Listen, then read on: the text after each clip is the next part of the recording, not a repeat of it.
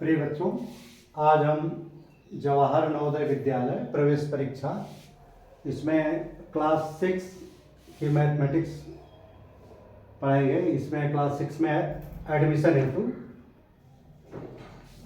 इसके लिए हमने अरिहंत बुक्स को फॉलो किया है और इसका चैप्टर 19 है जो मैथमेटिक्स पोर्शन का आंकड़ों का चित्रमय प्रदर्शन है, पिक्चोरियल रिप्रेजेंटेशन ऑफ डेटा। तो देखो, सबसे पहले तो हम लोग डेटा को जानेंगे कि डेटा होता क्या है। डेटा एक सूचना है, सूचना का संग्रह जो है वो डेटा कहलाता है। तो जैसे कोई भी सूचना हो, जैसे मान लीजिए कोई टेस्ट मैच, 10 टेस्ट मैच खेले गए,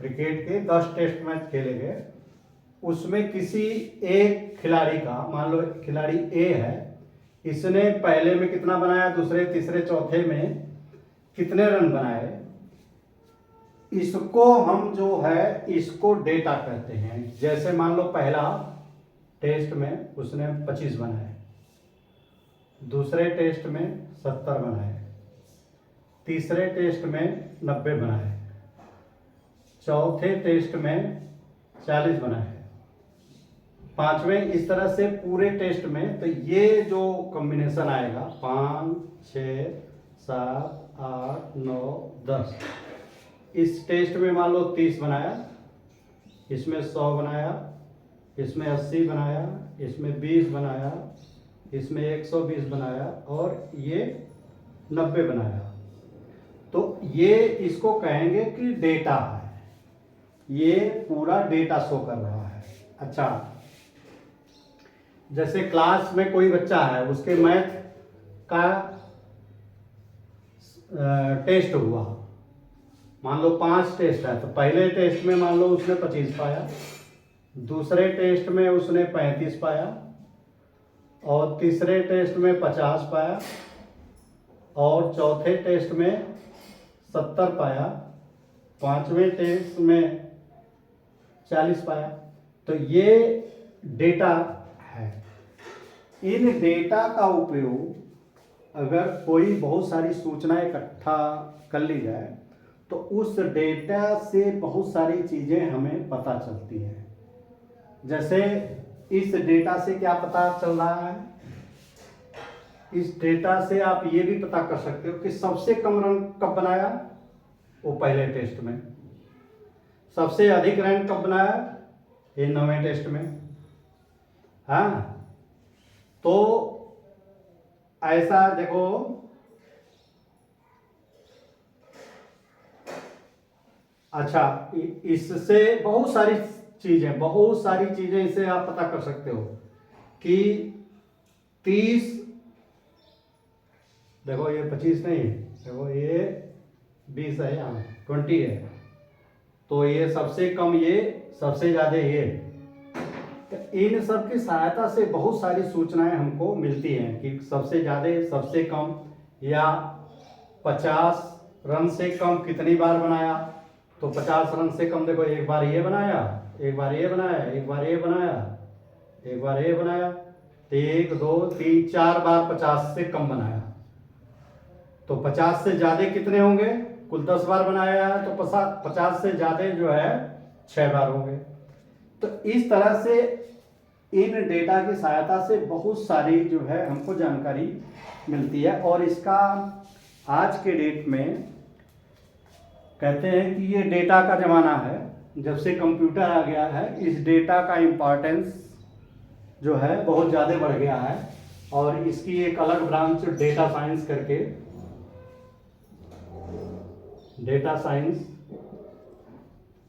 करके, ये ब्रांच जो है ये है जो इस समय इसकी बहुत ज़्यादा डिमांड है। और इससे भी इस डेटा को एनालिसिस करने की ये क्वांटम कंप्यूटर,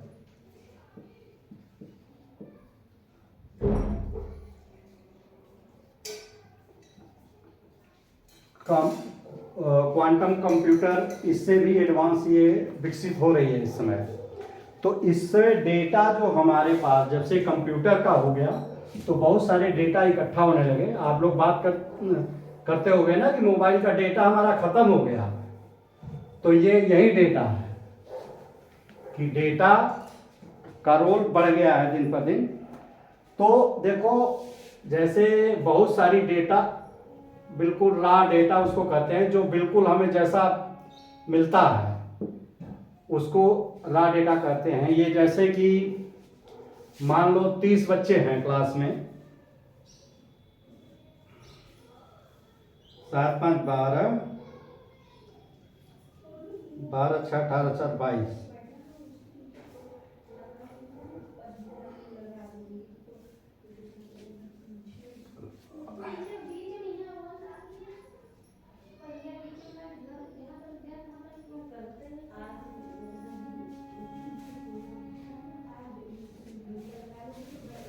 देखो बहुत सारे बच्चे, जैसे किसी में क्लास में मान लो 22 बच्चे हैं,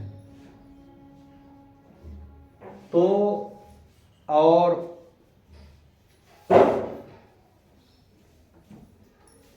इसी के आपका जो आंकड़ों का संगठन वाले उसमें इसी को वो करके हम बता रहे हैं।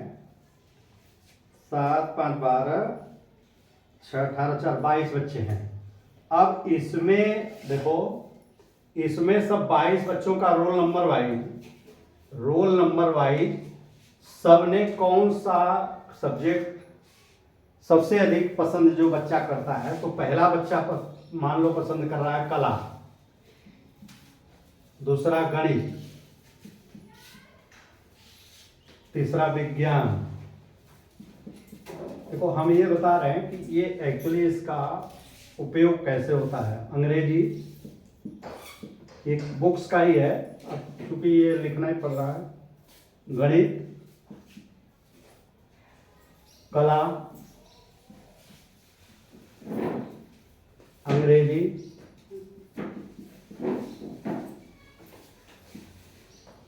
गणित। अब 22 को छोड़ दो, इतने जितने हैं इसी पे ही समझ लो। तो तुम ये देखोगे कि विषय कौन से हैं। कला, कला कितने बच्चों ने पसंद किया? 1 2 बच्चों ने। गणित कितने लोगों ने पसंद किया? 1 2 3 लोगों ने। विज्ञान कितने लोगों ने पसंद किया? विज्ञान 1 ने। अंग्रेजी कितने लोगों ने पसंद किया?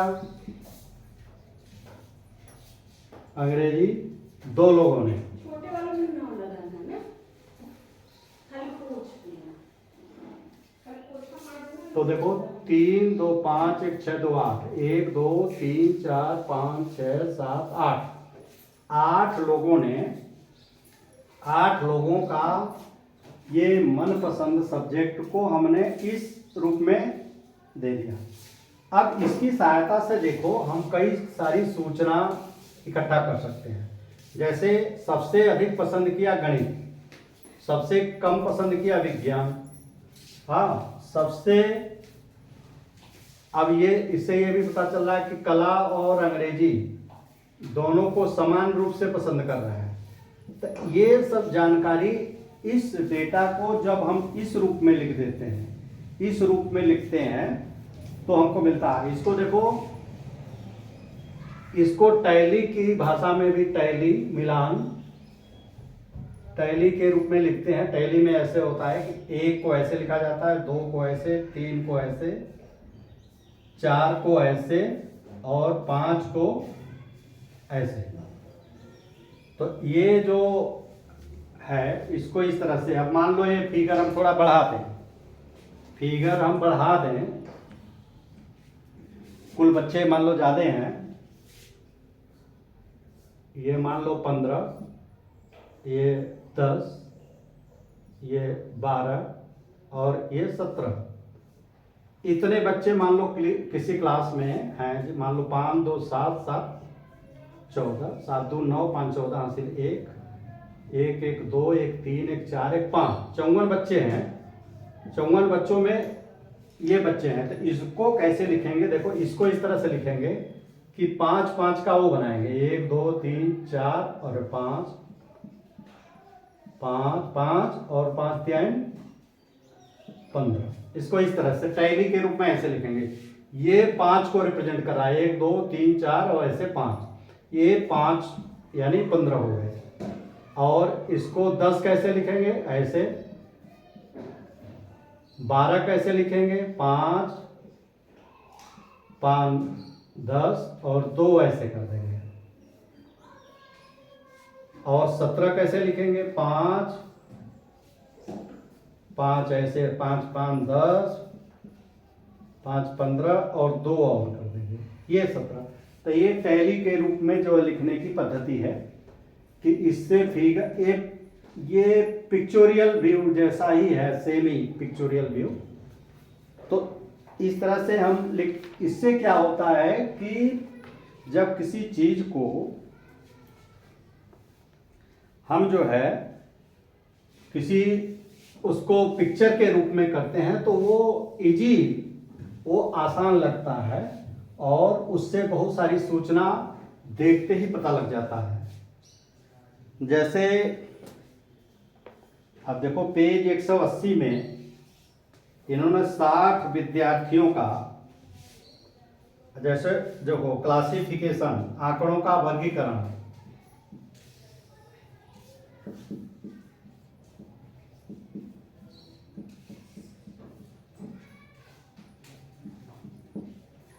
तो क्लासिफिकेशन ऑफ डेटा,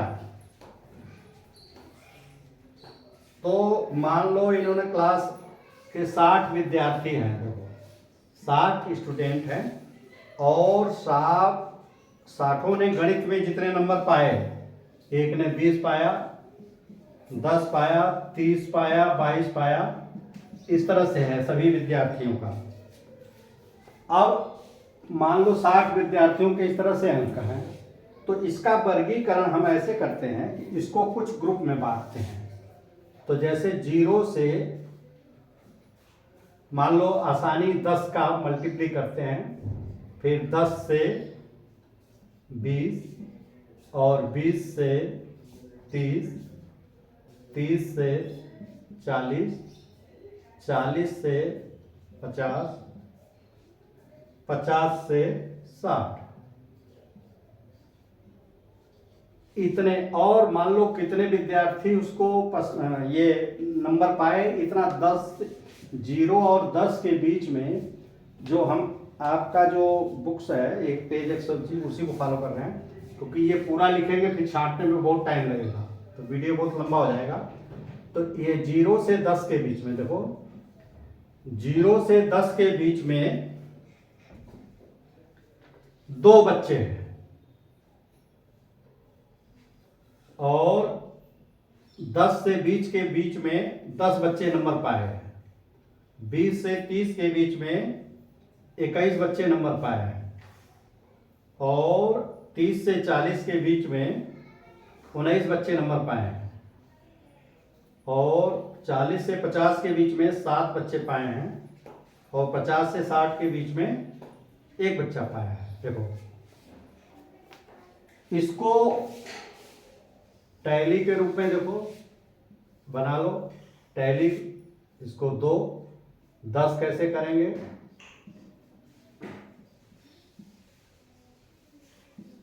21 कैसे करेंगे? 5 5 10 5 15 5 20 और 1 21 19, 5 5 10 5 15 और 4 19, 7, ये 2 5 और 2 और इसका 1, तो इसको हम इस तरह से लिखेंगे। अच्छा ये टेबल मान लो, देखो ये तो कई 6-7 लाइन में आएगा, अगर सबके नंबर जोड़ेंगे और उस नंबर को छांटा है तो ये छांटने पे हमने ये देखा कि 2 विद्यार्थी 0 से 10, तो इससे क्या क्या सूचना मिल सकती है? देखो कि मैक्सिमम विद्यार्थी देखो यहाँ पाए हैं, मैक्सिमम ये यहाँ, यानी 20 से 40 के बीच में है। 20 से 40 के बीच में कुल कितने हैं? देखो ये 60 विद्यार्थी में से 9 एक 10 और 2 एक 3 एक 40, 40 बच्चे तो अकेले इन्हीं रेंज में पा गए हैं। सबसे कम बच्चे पाए हैं 50 और 60 के बीच में नंबर, एक खाली पाया है। सबसे कम नंबर पाने वाले 0 से 10 के बीच में 2 बच्चे पाए हैं। तो इस तरह से हम इसमें देख सकते हैं कि ये हमें डेटा क्या बता रहा है। अच्छा, इसको बच्चों लिखने का एक तरीका तो जैसे ये हमने बता दिया टेबल के रूप में है, और इसको टेबल के रूप में ऐसे भी कर सकते हो। देखो जैसे हिंदी, जैसे देखो एक तरीका ये भी है कि जैसे इसी किताब से देख लो आप,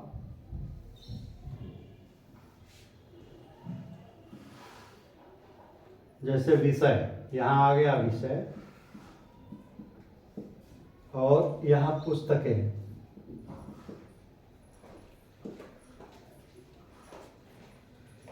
मान लो किसी लाइब्रेरी में अलग अलग सब्जेक्ट की अलग अलग किताबें हैं, संख्या में किताबें हैं। जैसे इतिहास,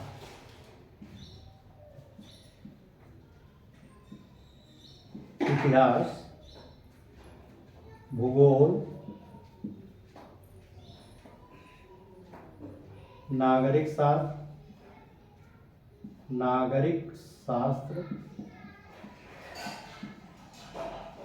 गणित और अंग्रेजी और हिंदी।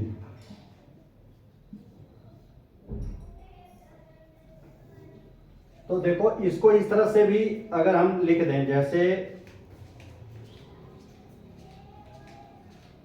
अगर हम इसको इस तरह से लिखें,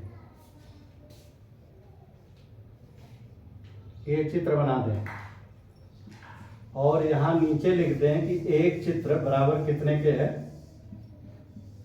10 के, 10 पुस्तकें। तो इतिहास में कितने हो जाएंगे? 20 पुस्तकें। अच्छा, भूगोल में कितने चित्र बने हैं? 4।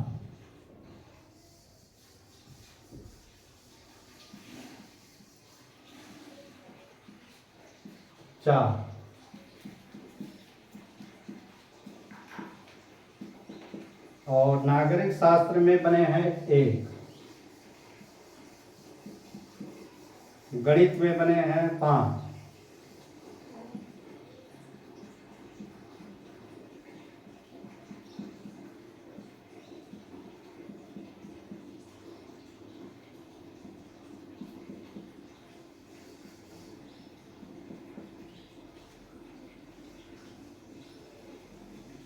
अंग्रेजी में 4।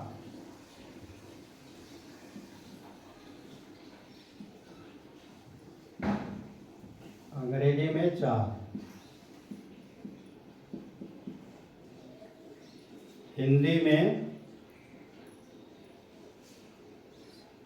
7 है। 1 2 3 4 5 6 और 7। तो देखो ये चित्र ये शो कर रहा है कि जितने फिगर हैं, देखो जितने फिगर हैं, इसका हिंदी में कितने हैं? 1 2 3 4 5 6 7 चित्र बने हैं और एक में 10 चित्र हैं। तो इसका मतलब ये हो गया 70 कि 70 पुस्तकें इसमें है। और ये कितने? 4 है, तो ये 10 चौके 40 पुस्तकें इसमें हैं। ये कितना है? 5, तो ये 50। और ये 10 और ये 40 और ये 20। तो ये जो है पुस्तकें ये बार बार आई हैं, तो इसी को कह सकते हो कि बारंबारता। बारंबारता इसको कहते हैं कि बार बार यही आएगी। ये पुस्तक 20 बार गिना, ये 40 बार, 10 बार, 50 बार, 40 बार, 70 बार। तो हिंदी की 70 किताबें हैं, तो ये इसकी बारंबारता 70 है। अच्छा, एक तो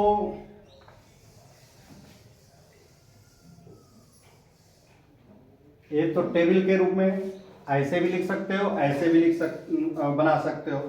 और एक होता है जो आपके उसमें देखो नवोदय में जो आए हैं, इस तरह के क्वेश्चन भी आए हैं। इस तरह के क्वेश्चन दे करके पूछा कि कोई फिगर बना दिया और एक फिगर की वैल्यू यहाँ, ये यहाँ ध्यान से देख लेना कि यहाँ पे कोने में लिखा रहता है। और एक होता है बार चार्ट। एक तो इस तरह से चित्र से बना सकते हैं, दूसरा होता है बार चार्ट। देखो बार चार्ट क्या होता है,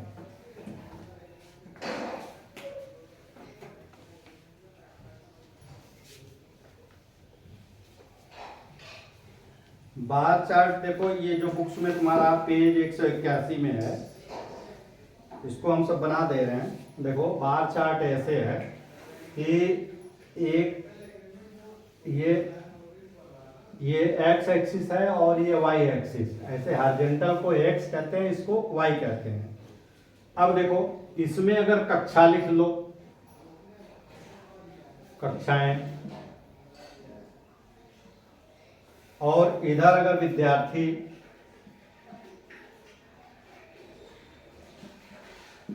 अब विद्यार्थी को हम इस तरह से लिखो कि 20-20 के इंटरवल पे देखो 20, 40, 60, 80, 100 जो भी कलर।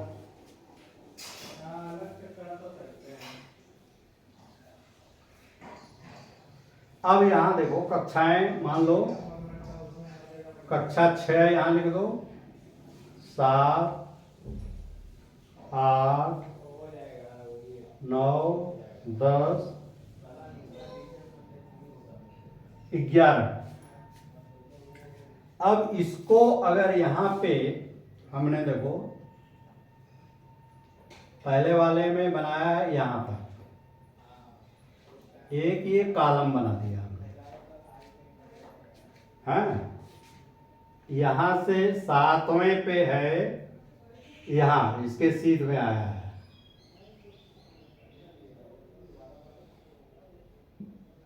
हाँ। और देखो ये ऐसे ऐसे लाइन भी खींचा रहता है, हॉरिजॉन्टल लाइन भी रहती है। उस लाइन की सहायता से हम पढ़ते हुए बताएंगे कैसे पढ़ते हैं।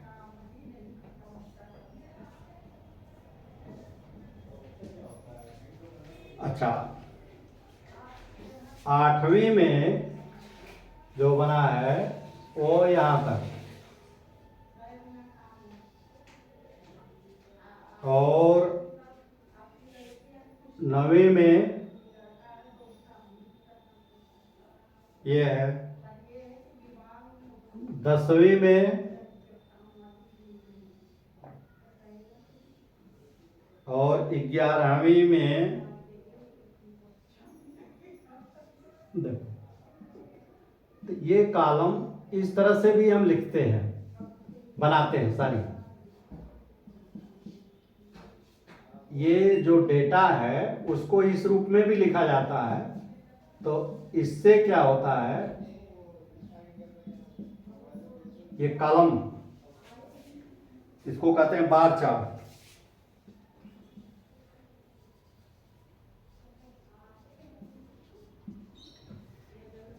देखो इससे क्या पता लग रहा है कि कक्षा 6 में विद्यार्थी कितने हैं, 40। कक्षा 7 में कितने विद्यार्थी हैं, 60। कक्षा 8 में कितने विद्यार्थी हैं, 80। 9 में कितने विद्यार्थी हैं, 40। 10 में कितने विद्यार्थी हैं? 60। और 11 में कितने विद्यार्थी हैं? 20। तो इसको देख के ही फिगर के अनुसार हमें जो है वो छांट करके, जैसे मान लो पहले में देखो 6 में कितने हैं विद्यार्थी? 6 में हैं 40, 7 में हैं 60, 8 में हैं 80, 9 में हैं 40, 10 में हैं 60 और 11 में हैं 20।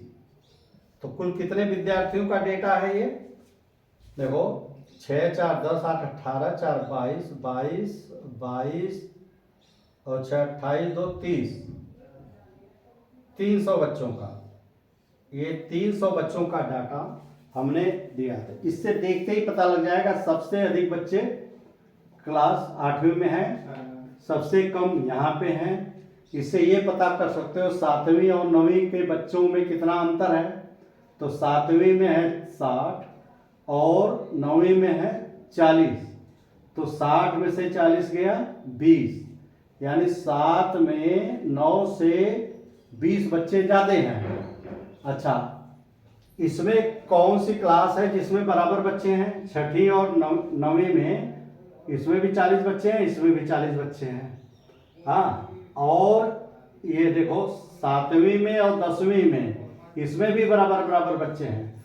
तो दो फिगर ऐसी है कि दो देखो 7वीं और 10वीं में 60-60 हैं और 6वीं और 9वीं में 40 बच्चे हैं।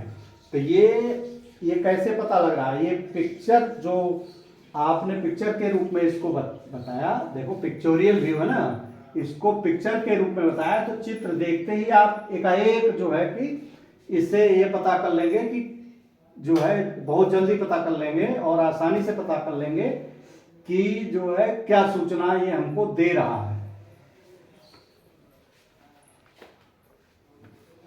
अच्छा, ये वर्ग अंतराल पे भी है। देखो आयत का चित्र है, देखो आयत का चित्र।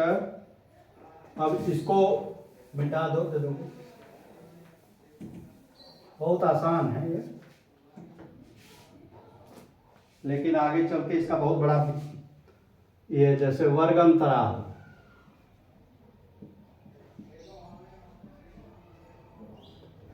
ये और बारंबारता। अब देखो क्या है वर्ग अंतराल, क्या है?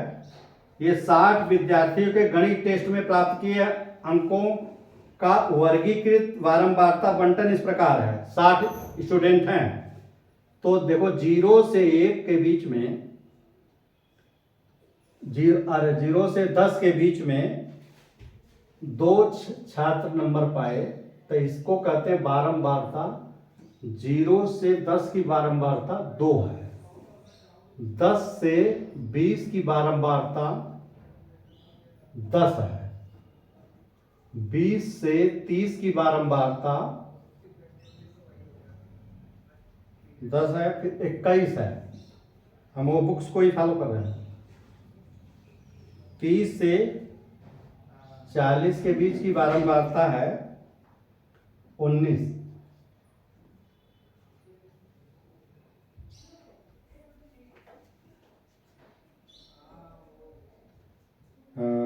40 से 50 के बीच की बारंबारता है 7 और 50 से 60 के बीच की बारंबारता है 1। तो ये देखो लिखने में गलती हो गई, वो भी पता चल जाएगा। 2 1 3 9 3 12 12 7 19 और 1 20 हासिल 2 1 3 2 5 1 6, यानी 60 स्टूडेंट हैं। अब इससे बहुत सारी सूचना देखो, हम इसी को ही बहुत डिटेल बताएंगे। अब देखो, अब आपको अगर इसी बेस पे पूरे जैसे उसमें है ना जो प्रश्न आए हुए हैं, आप ये अगर समझ लोगे तो आप कोई भी सवाल कर लोगे जो इसमें बोर्ड में आए, इसके टेस्ट में आए हुए हैं। देखो सबसे अधिक जो है कौन कौन से नंबर के बीच में पाए हैं, तो आप देखो सबसे बड़ी संख्या ये है, ये तो 20 और 30 नंबर। देखो 20 और 30 क्या है, विद्यार्थी गणित का टेस्ट जो हुआ है, ये गणित का टेस्ट है। ये जो सूचना है, ये डेटा है, ये डेटा का हम इस तरह से कॉलम के रूप में लिखते हैं, अरे इसके उसको लिखते हैं टेबुलर फॉर्म में।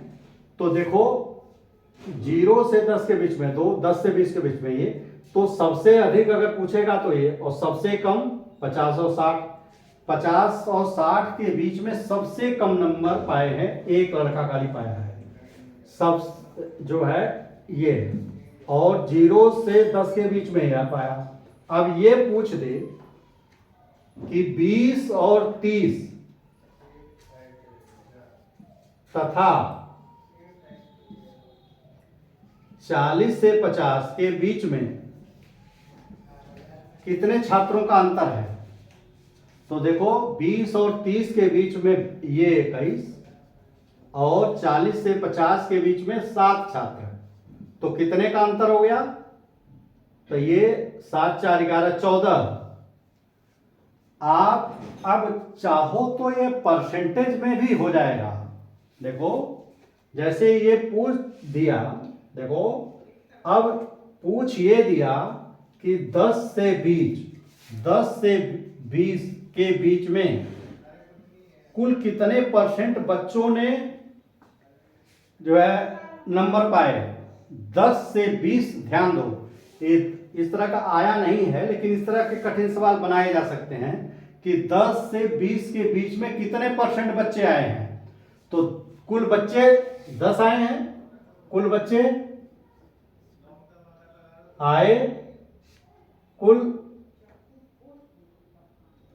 बच्चे जो है 10 है और टोटल 60 है, तो ये कितने परसेंट हुआ, तो ये हो जाएगा 10/60 गुणे 100।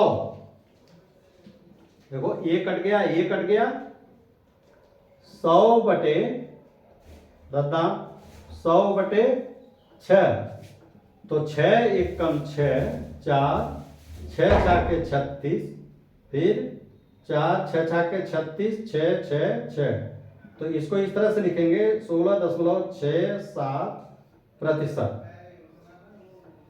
तो आप किसी का भी परसेंटेज पूछ सकता है, या ये भी पूछ सकता है। देखो थोड़ा सा कॉम्प्लेक्स ये बन सकता है कि ये और ये, देखो 20 से 30 नंबर पाने वाले बच्चे और 40 से 50 पाने वाले बच्चों की संख्या का अनुपात क्या होगा, तो इसका अनुपात, ये पाए 21 और ये पाए 7, तो इसका अनुपात क्या हो जाएगा, 21 संबंधे 7, यानी 21/7, तो 7 एकम 7, 7 त्रिक 21, 3/1 बराबर 3 संबंधे 1। देखो यानी इन दोनों के बीच का अनुपात, इनके बीच का अनुपात ये जो है 3 संबंध 1। अगर ये उल्टा पूछ दे कि 40 से 50 नंबर और 20 से 30 नंबर के बच्चों का अनुपात क्या होगा, तो ये हो जाएगा 7 और ये हो जाएगा 21, तो अनुपात क्या हो जाएगा, 7 संबंधे 21 बराबर 7/21 बराबर 7 एकम 7, 7 त्रिक 1/3, और इसको अनुपात में लिखते हैं 1 संबंधे 3।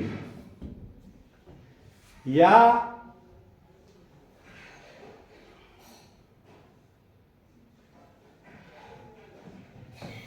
दो परसेंटेज भी पूछ सकता है कि ये इसका क्या परसेंट ज़्यादा पाया, इसका क्या परसेंट ये ज़्यादा, लेकिन ये जो परसेंटेज का पूरा सवाल देखो, परसेंटेज का पूरा सवाल इसी पे एक्सरसाइज हो सकता है और इससे बड़ी जटिल वो बन सकता है कि इसके अंतर और इसके अंतर का रेशियो बताओ, या इसका अंतर इसके अंतर से क्या परसेंट ज्यादा होगा। तो ये देखने में तो ऐसा लग रहा है इसमें, लेकिन बहुत कॉम्प्लेक्स सवाल जो है ये बन सकते हैं। तो इसलिए इस पे ये अच्छा, इसका उपयोग बहुत ज्यादा है, इसका ये खाली देखने में आपके उसमें तो बहुत सिंपल वो हो गया कि ये अच्छा, इसका आप ग्राफ भी बना सकते हो। देखो ये जब ग्राफ बनाओगे ना, तो चलो ये छोड़ो इसको, तो ये मेरा कहने का बताने का मतलब कि ये बहुत इंपॉर्टेंट जो है भविष्य में जो है, इसकी जो डिमांड है, इस चैप्टर की डिमांड बहुत ज़्यादा है। और इसमें देखो इसी विषय पे एमएससी और पीएचडी होता है, नहीं सिर्फ डेटा पे ही, और जिसका दुनिया में बहुत ज़्यादा, जिसको आजकल कह रहे हैं आर्टिफिशियल इंटेलिजेंस, ये इसका आर्टिफिशियल इंटेलिजेंस में बहुत ज़्यादा उपयोग हो रहा है। तो ये एक जो बहुत बूमिंग फील्ड है, जिसकी उपयोगिता दिन पर दिन बहुत तेजी से बढ़ रही है, क्योंकि कंप्यूटर की वजह से डेटा इकट्ठा हो रहा है और डेटा की वजह से इसका इंपॉर्टेंस बढ़ रहा है। और अगले वीडियो में हम आपको इस पे बेस्ड जो है क्वेश्चन सॉल्व करेंगे, जो बोर्ड में आपके इसमें एग्जाम में आए हुए हैं, एंट्रेंस एग्जामिनेशन में। अब वीडियो अगर कोई इस पे पॉइंट समझ में ना आया तो आप जो है कमेंट बॉक्स में लिखिए, उसको हम डिटेल में समझा देंगे। अब इजाज़त दीजिए, धन्यवाद।